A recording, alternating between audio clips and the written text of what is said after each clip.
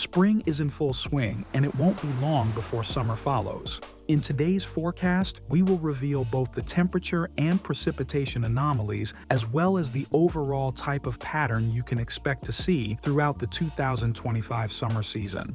All coming up in just a bit.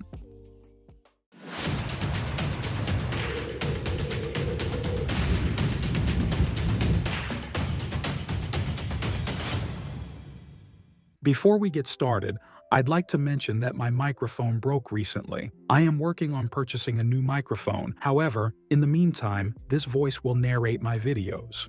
Now, let's get started by taking a look at some of the influencing factors that play a significant role in this forecast.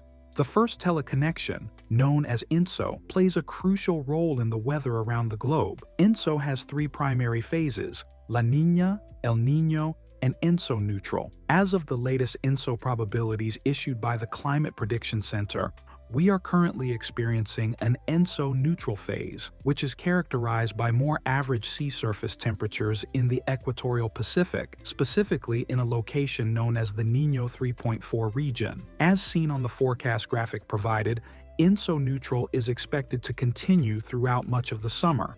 Now you may be asking yourself, what does this mean for the United States?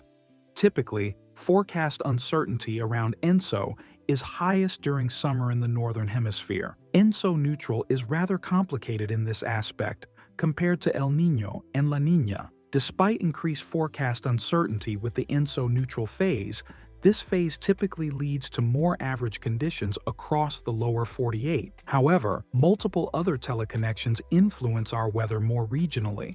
Patterns such as the EPO, NAO, and PNA also contribute significantly to the weather we experience in the United States. The EPO, or Eastern Pacific Oscillation, refers to a weather pattern that influences the atmospheric flow across portions of the Eastern Pacific and North America. The EPO has two primary phases, negative and positive. When the EPO is in the negative phase, a ridge or persistent area of high pressure sets up over the western half of the United States, bringing warmer temperatures with drier conditions. A trough or persistent area of low pressure encourages cooler, wet conditions across much of the Great Lakes and Northeast. When the EPO is in the positive phase, the opposite tends to happen. Cooler, wet conditions are expected across much of the western United States, while warmer, drier conditions are expected for much of the eastern United States. The EPO is currently in the positive phase, according to NOAA's Physical Sciences Laboratory. We are projected to remain in a positive phase through the remainder of spring and likely continuing through much of our summer season in the United States. Now, with the teleconnections out of the way, let's dive into our forecast for this summer season. First, we'll be taking a look at our temperature anomaly forecast map. The first region we will be taking a look at is the slightly cooler region indicated by the light blue shade that covers much of the western United States. The positive EPO we had mentioned before is contributing towards a more negative PNA pattern, or cooler conditions out west and warmer conditions for much of the eastern United States. This light blue region includes portions of Northern California, northwestern Nevada, Oregon, Washington, and western Idaho. If you live within this region, you can expect slightly cooler conditions for much of your summer season. This doesn't mean it will be chilly outside, but rather that the temperature may be consistently shy of the average temperature by a few degrees. Now, moving on to our next region, we are taking a look at the light orange shade covering much of the United States. This region is characterized by slightly above average temperatures. Similar to the slightly below average temperature region, this region indicates a consistent slight change in the temperature. Only this time, it's forecast to be in the positive direction. If you live in this region, you can anticipate slightly warmer conditions than what you typically see in an average summer season. In our next region, which is the orange shaded area, you can expect above average temperatures for your summer season. This is where you begin to notice a fair change in the temperature. Many locations within this region already experience toasty conditions in the summer, and with the forecast increase in temperature this season, this summer will likely be very warm for those of you who live in the orange region. And for our final region on the map, which is the red region, this indicates well above average temperatures. This doesn't mean everywhere in this region will see consistent 100-degree days, but this does indicate the potential for numerous heat waves that could prove troublesome to many who live in this region. I anticipate numerous heat advisories within this region this summer due to the agreement in forecasts from the Climate Prediction Center. If you live within this region, there is no need to be worried. The best action is to be prepared before weather events such as heat waves, making sure to take frequent breaks from outdoor activities, keeping hydrated, and replenishing your electrolytes can ensure a safe and enjoyable summer despite warmer conditions. The next map we are going to be going over is our Precipitation Anomaly Forecast map. This map will show you whether you can expect to see normal precipitation this summer season or above or below average conditions. Looking at our first region, which is indicated in yellow, you can expect to see slightly drier conditions across much of the central and southern United States. If you live in this region, precipitation will likely be slightly less frequent, resulting in drier periods during your summer season. The next region we'll be looking at is the light green regions in both the eastern and western United States.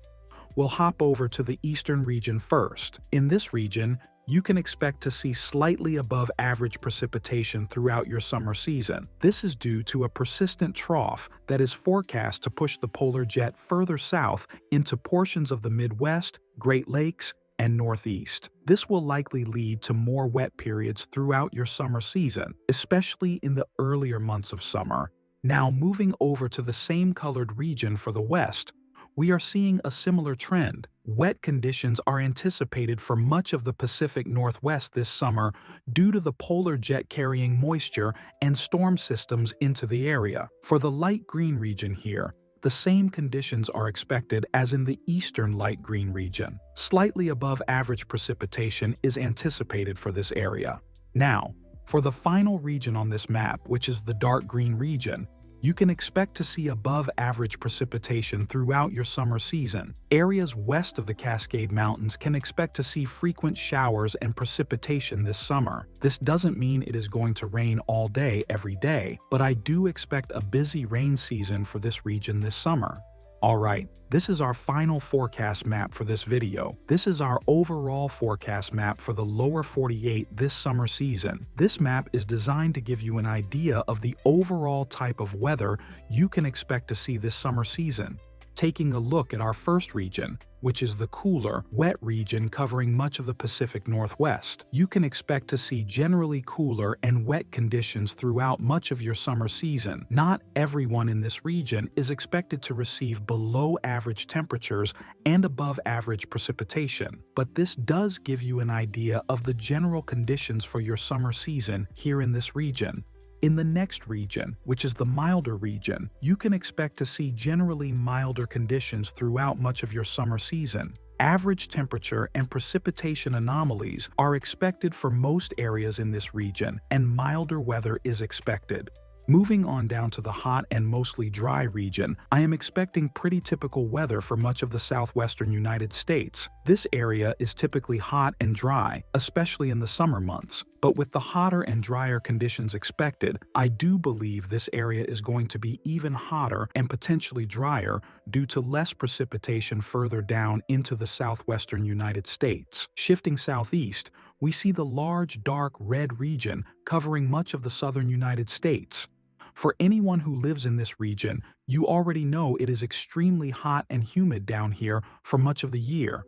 This summer is going to be no different. With warmer temperatures expected and slightly less precipitation, this area is going to act as a heat dome as the subtropical jet stream is less active now as we move further into the ENSO-neutral phase. This region will likely be very hot and humid this summer, so you must take the necessary precautions to prevent heat stroke and other related illnesses.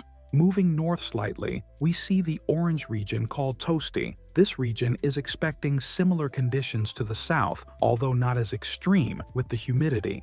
This area is expected to see very warm conditions this summer. This is another region where you will want to continue to watch for signs of heat-related illnesses, as many days could be well into the 90s. Moving on to the bright red region, this is the severe weather region. If you live in this region, this doesn't mean you're going to see severe storms every day or every week. This just indicates where I expect the main severe weather events to be this summer, with cooler, drier conditions advecting south toward warmer, more humid air masses. I expect the potential for multiple severe weather events to happen within this area throughout this summer. Now, moving on to the final region on this map, we are taking a look at the dark green region, or the frequent storms region. Here, I expect many of the storms that originate in or west of the severe weather region to continue over into the Ohio Valley and northeastern United States. Much of this area's weather will be influenced by the course of the jet stream, which generally appears to linger over areas in this region this summer.